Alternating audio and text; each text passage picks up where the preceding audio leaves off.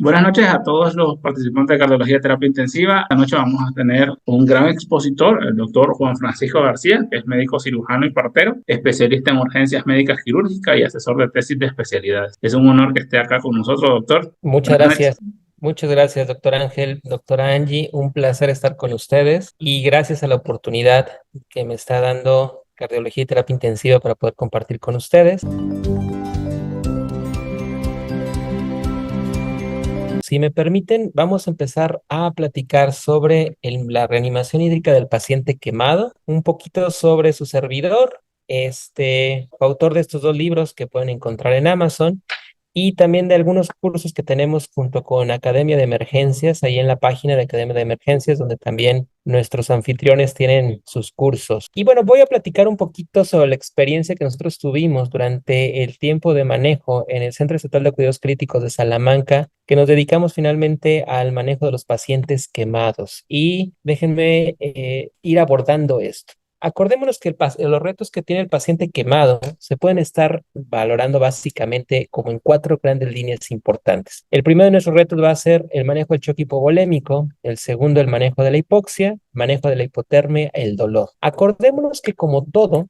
sobre todo todos los pacientes de trauma, vamos a tener diferentes fases o diferentes momentos de picos de mortalidad y que al momento del ingreso del paciente quemado, ¿qué es lo que nos va a estar complicando para que se nos muera? Bueno, evidentemente, el choque hipovolémico es la piedra fundamental que tenemos que estar tratando y junto con ello, el otro componente importante en las primeras etapas del manejo del paciente quemado va a ser el compromiso agudo con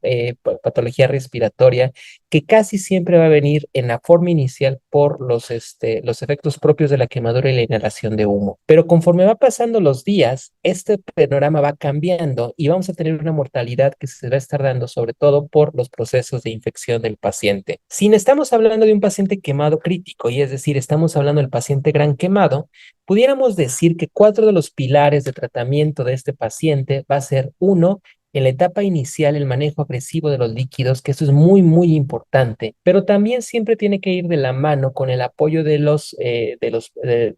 cirugía plástica, de cirugía, porque acordémonos que el proceso de la quemadura es un proceso sistémico que no va a terminar hasta que la quemadura termina y el tejido muerto se retira. Por lo tanto, la realización de aseos tempranos y de injertos es otra parte muy, muy importante y que debe de empezar en una etapa temprana cuando logremos la estabilización de nuestro paciente. Otro de los puntos importantes en la terapia intensiva es que tenemos que recordar que el uso de antibióticos tópicos debe de ser muy juicioso, igual que el uso de antibióticos a nivel de forma sistémica con ese tipo de pacientes.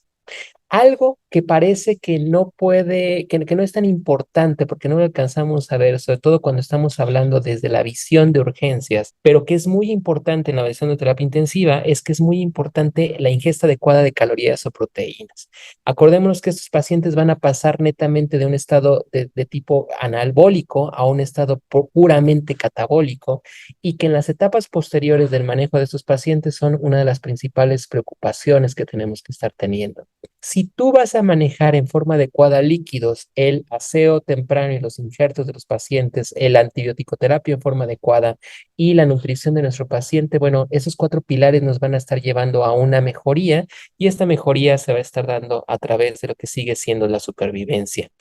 Si nosotros quisiéramos ser muy simplistas, hablando de las etapas iniciales del manejo quemado, creo que tendríamos que estar basándonos en estos tres grandes pilares. Como siempre, recordemos que todo el manejo crítico de un paciente siempre va a estar basado finalmente en el ABC y la parte básica del ABC va a ser el manejo de la vía aérea. No es el tema de tratamiento de esto, pero acordémonos que una de las cosas que tienes que estar cuidando siempre el paciente quemado es que la vía aérea no se encuentre comprometida y que si es así, hay que empezarla a trabajar en forma inmediata. Después de que logramos el control de la vía aérea y con ello la ventilación, entonces vamos a entrar a este gran pilar que viene siendo la reanimación hídrica y algo que no debemos de pasar de largo, sobre todo en este tipo de pacientes, es que es importante y muy importante el manejo del dolor. No es el tema de esta plática, estos dos pilares, nos vamos a enfocar netamente en esto, lo que viene siendo el manejo de la reanimación hídrica. Se ha dicho y se ha establecido que la piedra angular de tratamiento del manejo inmediato del paciente quemado va a ser el manejo y el adecuado componente circulatorio de este tipo de pacientes. Sin embargo, la realidad es que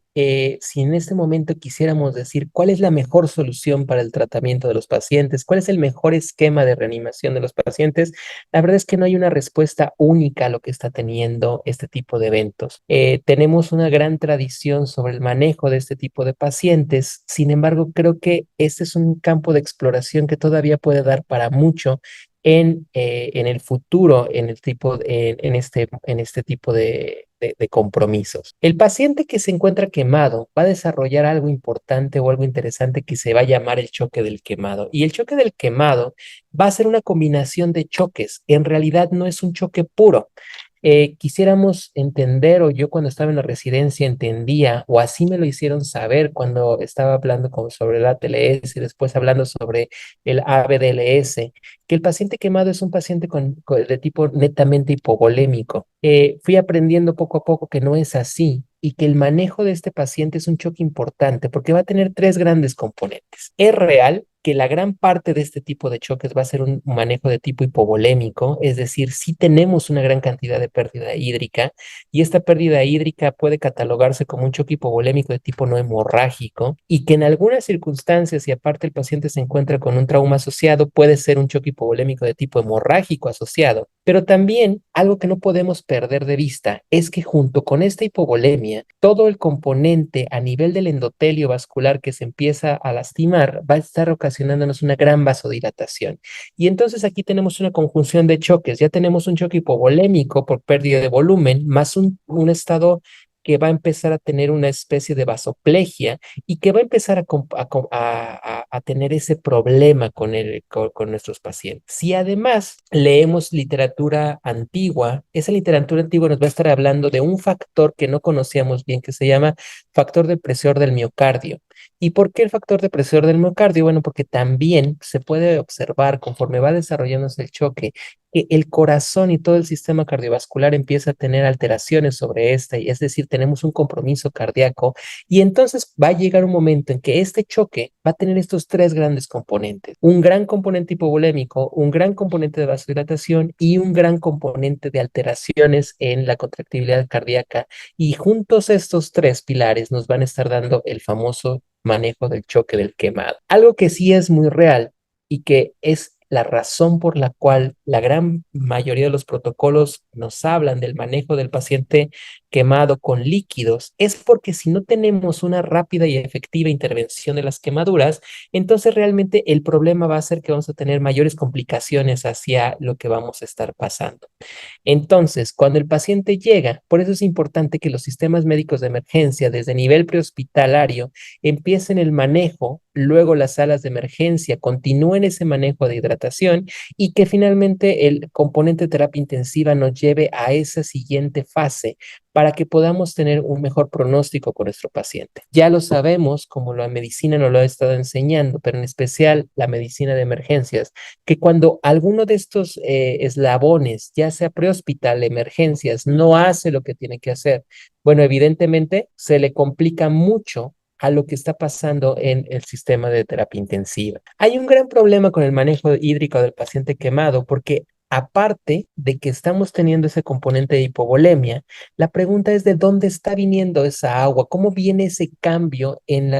o de dónde perdemos el agua con el paciente. Si dijimos que es un choque hipovolémico no hemorrágico, un paciente quemado puro, bueno, la pregunta es, ¿y de dónde está perdiendo el líquido? Bueno, eso está generándose a través de esos dos grandes juegos y viene siendo la formación de edema y la presencia de hipoproteinemia con nuestros pacientes. Cuando tenemos en cuenta esto, entonces vamos a entender el gran caos que se está desarrollando en este tipo de pacientes y que nos llevan a las complicaciones del choque del quemado. Si quisiéramos establecer una especie de esquema para decir cómo va a ir este paciente evolucionando dentro del proceso de la historia natural de la enfermedad, pudiéramos decir que vamos a empezar en una fase inicial de reanimación que va a empezar desde el momento cero de la quemadura, y esto es muy importante y luego vamos a hacer énfasis en esto, hasta las primeras 36 horas del evento. Esta fase de estas primeras 36 horas van a ser considerados como la etapa de la reanimación de mi paciente, en donde básicamente nos vamos a estar enfocando en eso, en reanimar a nuestro paciente y a lograr la estabilización de él, para luego llegar a una etapa temprana que va a estar dada aproximadamente entre las 48 horas o 36 horas, aproximadamente como a la semana, en donde vamos a estar hablando como la fase temprana del paciente quemado, para luego pasar a una etapa de infección-inflamación, que esta es una fase indeterminada, dicen algunos de los autores, que va a empezar casi siempre desde la primera semana, pero que la prolongación de esto puede ser bastante tardía, porque el evento final que nos va a llevar a este proceso de término del proceso inflamatorio va a ser el cierre de las heridas que tiene nuestro paciente. Si nosotros quisiéramos meter esas fases, cuando nosotros viéramos una línea, una temporalidad lineal, pudiéramos decir que si el manejo de este paciente lo establecemos a través de estos servicios que viene siendo el sistema médico de emergencias, urgencias, terapia y finalmente rehabilitación, entonces estableceríamos que el sistema médico de emergencias tendría su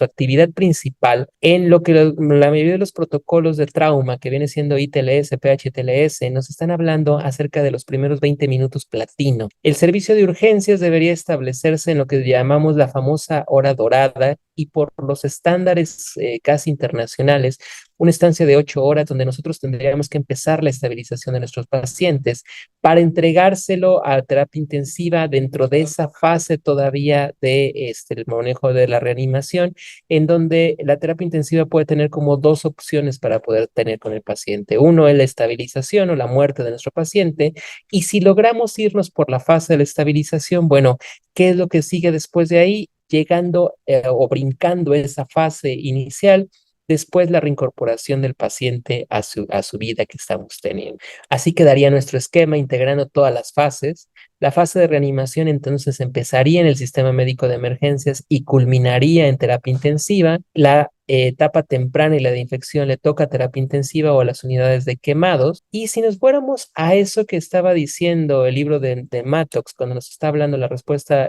metabólica al trauma, bueno, pues nosotros estaríamos viendo dentro del sistema de emergencias, urgencias y la parte inicial de la terapia, toda la fase EP del paciente, y después terapia estaría viendo básicamente toda la fase flow de lo que está pasando. Si tú quisieras tener como tus metas de reanimación, la meta inicial sería, uno, estar corrigiendo el volumen vascular. Y esa corrección inicialmente se va a estar haciendo con cristaloides, pero tenemos que tener como bien presentes para qué lo quieres hacer y qué es lo que estás buscando con eso.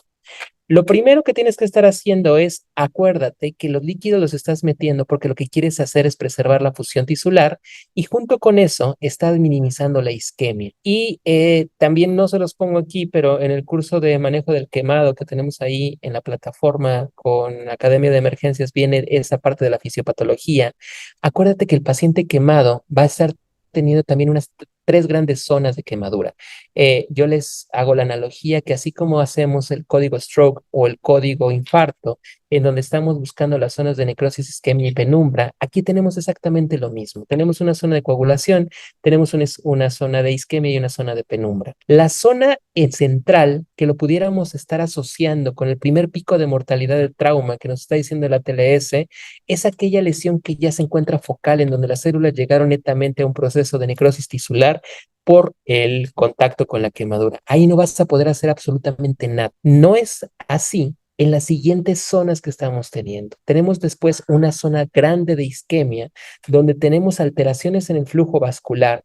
y que si tú haces una buena reanimación, entonces esas células que se encuentran en procesos, algunos de necrosis y otros de edema celular, vamos a poder recuperar esas células que están en la fase de edema celular para estar regresando a la homeostasis. Y si no las reanimamos, entonces van a caer entonces a la zona de necrosis, y evidentemente vamos a tener ese efecto de que tenemos mayor tejido muerto. Esto es algo que en las unidades de quemado los cirujanos le llaman como que la quemadura se extiende. Este es un concepto muy extraño, pero es un concepto real, que de repente llega el paciente, calculas, no sé, el 25% de superficie corporal quemada y a las 24 horas que vuelves a revisar al paciente, ya no tienes un 25% de superficie, sino que parece que la quemadura se extendió. Si ya terminó el proceso fisiopatológico de la quemadura, ¿significa netamente que se extendió? No significa eso, significa que zonas que se pudieron haber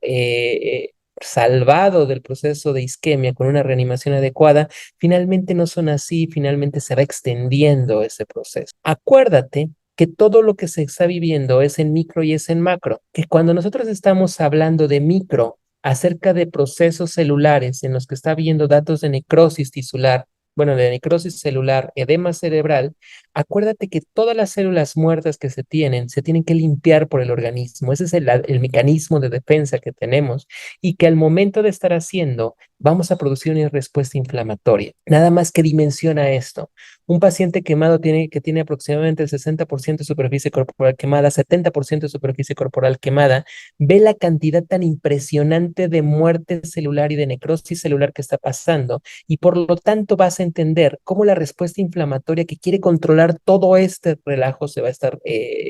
desarrollando en el tipo de paciente. Esta respuesta inflamatoria entonces va a mejorar mucho con la reanimación de mi paciente. Entonces, cada vez que tú vas a meter líquidos en un paciente que está desarrollándose con